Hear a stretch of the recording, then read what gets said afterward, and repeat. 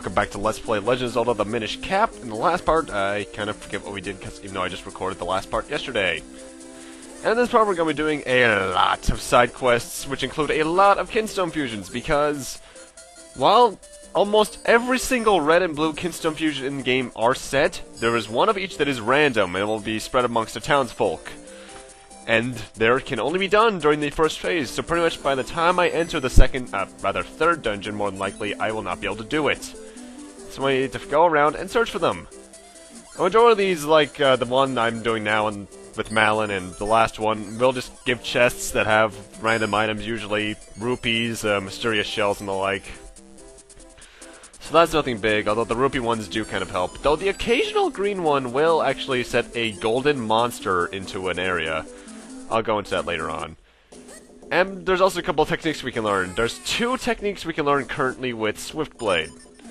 The first one he's teaching us right now, Rock Breaker, and this is something I'm kind of wondering why they didn't just give us from the start. With this technique, as he'll do here, pretty much we can break pots and rocks. And I'm not sure why we don't have this from the start, but it's useful, actually. Surprisingly useful. And then the second one, we have to talk to him immediately again, and since we have the Pegasus boots now, he'll teach us the dash attack. And this is another one that I'm not sure why they didn't just give us from the start, because what it basically does is when you're using the Pegasus boots while you have the sword equipped as well, your sword will be out while you're running, and it's deceptively useful.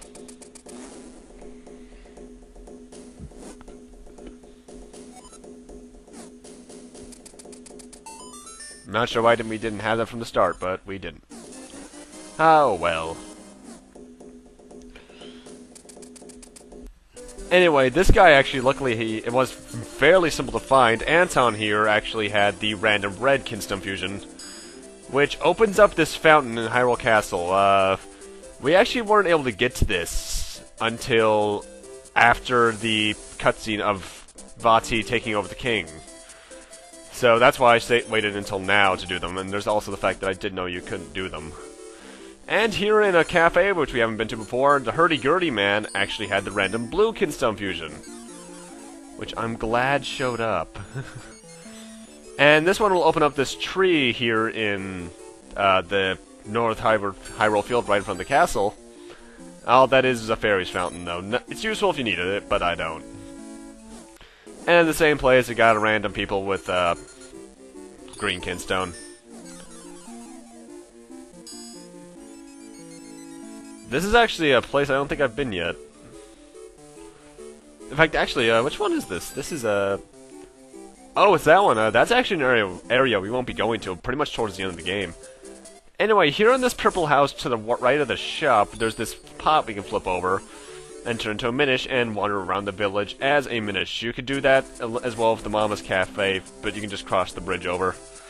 But I want to do it on this side because it makes walking slightly less slow. Because there's this vine here you can climb up, and then you can actually find hidden entrances to buildings with these little flower pads. And in this one, we have heart piece number 12? Yeah, 12. So yeah, that's nice. And also, there's this little place that we can go into now back here. This one's entirely pointless, aside from getting some rupees, though, so if you don't want to do it, you don't have to. I'll be going into what this shop is, maybe about 10 minutes or so. But in here you got 100 rupees, which for what I'm about to do is rather useful. Doesn't that smell spectacular? Perhaps they give off free samples? I say, would you ask for me?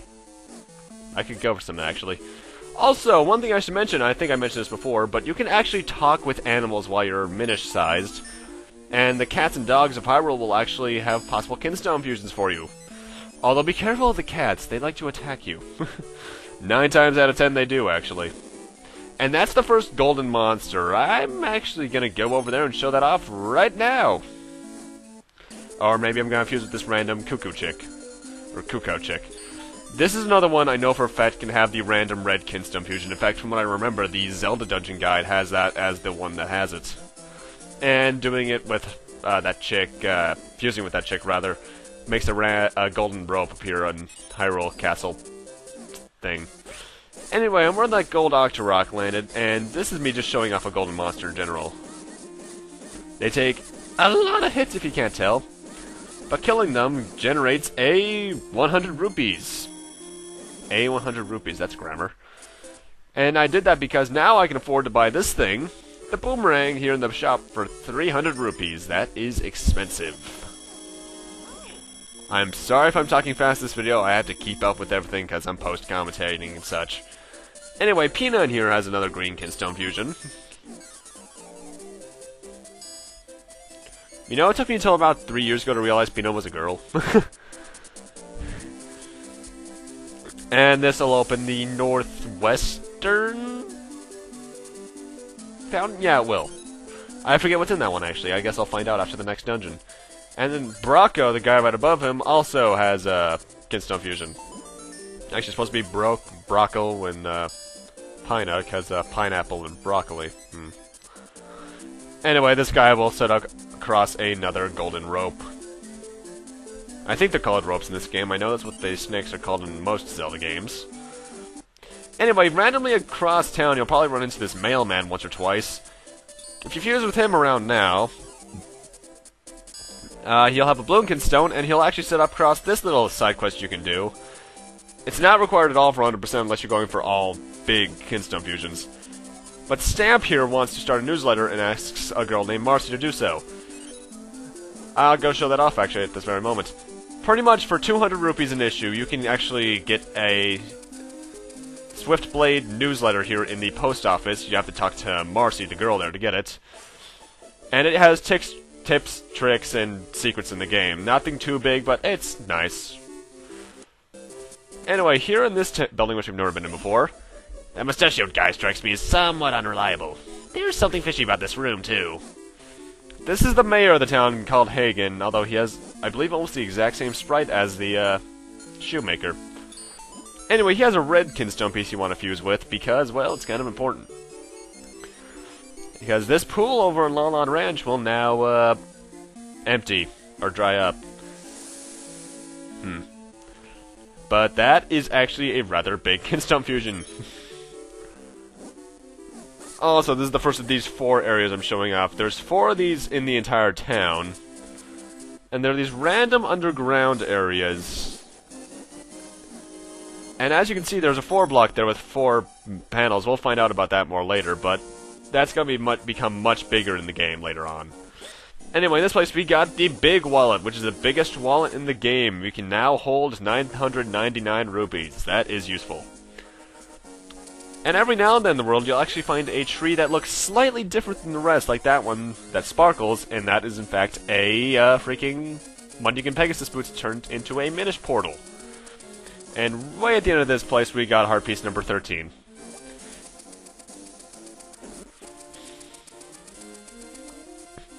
Anyway, this is the shop I was in earlier. I think this is called Wheaton's Bakery. Basically, you can buy one of those 4 pastries on the counter there, and you'll have a chance of getting a Kinstone. The more expensive it is, the higher chance you're going to get a rarer one, I believe. It's rather useful, actually. And this is Mama's Cafe, the place I was in earlier. Believe it or not, for 100%, this place is actually required to be entered. A couple times, I believe, due to randomness. Anyway, you want to push that bookshelf and then climb up the ladder stair thing. After I show off that room for no reason. And you'll find yourself in an area above the town. Or, town? Shop. There's some Minish up here. They'll have possible Kinstone fusions like this one. And if I recall correctly, I remember this exact one being 200 mysterious shells, so that's pretty good. I don't need it, but it's there if you need it, I suppose. Also, this is one of the few places in the town you can see forest Minish, which is kind of odd. I think that's actually the most common Kinstone fusion in the game right there. That one, I'm not sure what that is, actually. I'm not going for all the green Kinstone fusions, although if I see one, I'll more than likely do it.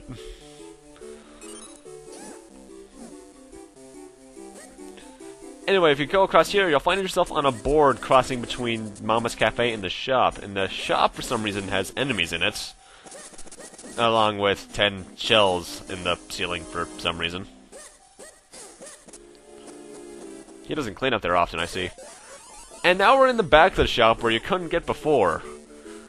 The reason we're here is for this bottle on the, box? Yeah, box. It's either a box or a crate right here. And has the shopkeeper will say that it's not for sale, and it contains food for his dog. And if we feed his dog, we can have the bottle. And he's got to mark his house on the map for us, and it is actually in Mount Hylia. We'll be there in a couple minutes. And I exited through the southern exit of Mama's Cafe because we can now finally access this region of town. This dog up here is actually blocking your way otherwise. He'll move out of the way maybe, I think before the 4th dungeon. I forget what this one does. I know it dries up this little lake, but I'm not sure what's in there. Probably just some mysterious shells or rupees.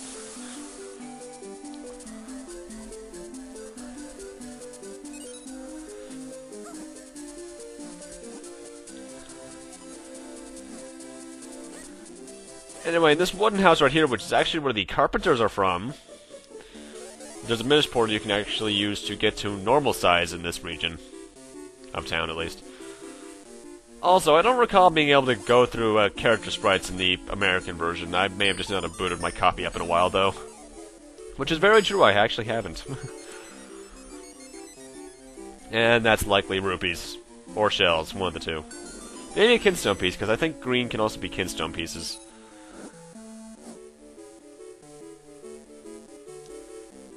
And now the big area of importance here, that's not for story purposes, is this tree right here. If you remember those mysterious shells you've been using, you can talk to this guy, and he collects them. And he'll trade them for figurines. This is pretty much a gambling system in the game. Talking to him, and you can choose the amount of shells you want. The more you use, the higher probability you have of getting a new one. And you get a random figurine. There's 130 in the main game, and post-game there's 6 new ones added. And once you know it, getting all 130 is required for a heart piece. That's dick design.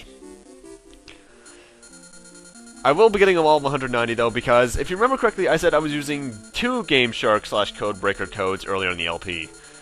The second one I'm using is infinite shells to make this go by a lot faster.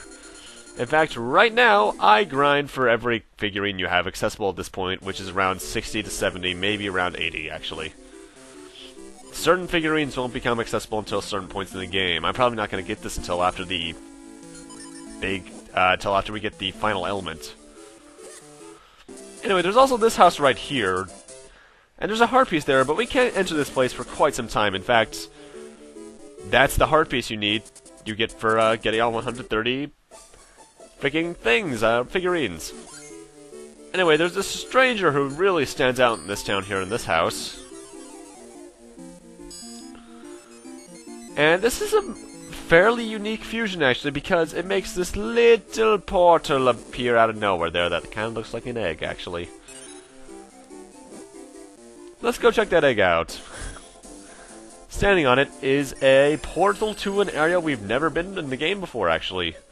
Let's check out the map screen, and we're in the very top right of the map. And we got some kinstones. Kinda useless for me, because infinite and such, but oh well. You want to do this fusion if you're going for every usable item in the game, by the way, because this is required to get a certain upgrade to a certain weapon we haven't gotten yet. Also, I kind of forget when we get that item. You'll see this old guy with a ghost that's right out of the Four Swords Adventure, not Four Swords Adventures, just the normal Four Swords game. Suck it up with your gust jar, and you'll heal this old man here, whose name I can't remember. I think it's Brelov? Who cares? Talking to him right now will also give you 100 mysterious shells. Later in the game, he'll give us something much better. And much more worth that fusion.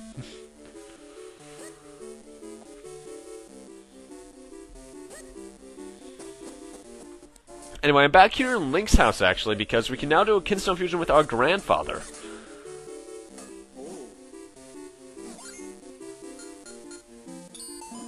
And doing this Kinstone fusion looks like it's just a normal green Kinstone fusion, but it's not. While it does make a chest appear, there's something a lot better than a normal thing in there. A normal thing? A normal, Kinstone, or... you get what I mean. So let's go check that out, and I'm actually showing the journey there because I noticed something along the way. There's a fellow green man right there. I could feasibly talk to him right now, but it's... I'll save it for later, actually. And in this chest that grandfather made, we get an empty bottle. And let's get the other one that I can get right now as well. It's the one with the dog food in it, actually. You have to go to that cross-section where you would have to go to Syrup's hut, come up to his house, and press the R button in front of the bowl. And you get the third empty bottle. One empty bottle left in the game.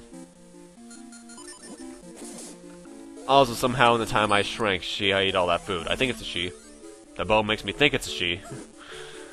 Borkin doesn't sound much like a thing from... a thing a girl would have for her name, though. Kinda reminds me of Simpsons, actually. Bort.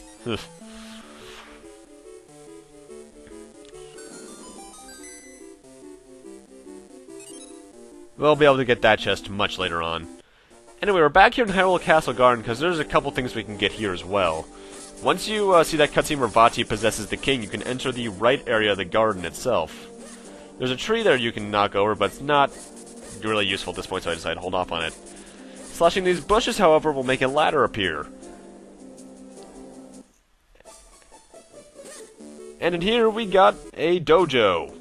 This is Grimblade's dojo. As we'll find out shortly, there's a heart piece in here, number 14. But as it turns out, we can't learn anything from him until we light up the room, which we won't be able to do until after the third dungeon, I believe. Or, fourth dungeon, rather. And there's also a golden rope I got here from a fusion, so I decided to kill it. More money is always good money. I can feel a sneeze coming on, but I want to hold it back. Anyway, the random red Kinstone fusion will actually make this place appear, and in here is heart piece number 15. And now we're back at this door that I mentioned that you should remember at Mount Crinnle. You couldn't do this until you had the ability to split yourself up. Now that we can do that. Press these switches and access, wouldn't you know it, another dojo with a heart piece in it. This is number 16, now we have another heart container. I believe that puts us at 9, yes it does. And there's also 100 rupees in here. Very nice. This is Greyblade? Yeah, it's Greyblade. This guy is someone you want to see, because the technique he teaches you, the roll attack, is deceptively useful. You pretty much do your normal roll to speed yourself up, but if you press B with 2 specific timings, you can actually do a stab technique forward. You can either do it towards the end of the roll, like he's gonna do, or you can do it at the... if you time it really well enough, you can actually do it at the very beginning of a roll. I think I'm about to demonstrate that after I get the Tiger Scroll, actually. Yep, there I go. Anyway, we're back here in Malawis Mines now, where he has a red Kinstone fusion for us. And it's the first of this specific type as well. You'll notice that little dark spot around the top middle of the screen. And it'll make a giant beanstalk out of a fairy tale appear. Let's head on up there, shall we? You can actually climb on these things and get a rather nice song. But at the top of this one is a heart piece and 1, 2, 3, 4, 5, 6, 7, 8, 9-ish 20 rupees, so that's probably 180. And that's heart piece 17.